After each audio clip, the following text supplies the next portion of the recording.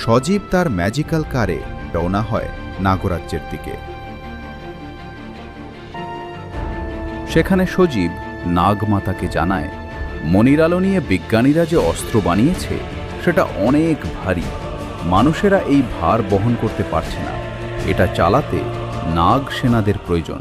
তুমি কোনো চিন্তা করো না সজীব, যতক্ষণ নাগরাজ্য আছে ততক্ষণ তুমি কখনো একা নও। পৃথিবী হোক কিংবা ক্যাপলার অন্যায়ের বিরুদ্ধে আমরা সব সময় তোমাদের পাশে থাকব।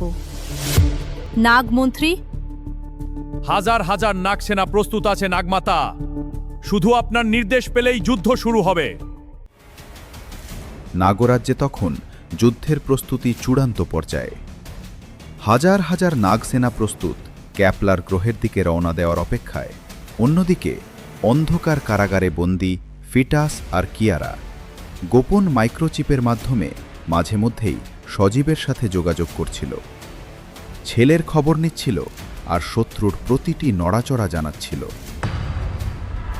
বন্ধুরা, সজীবের পুরো গল্পের লিংক কমেন্টে।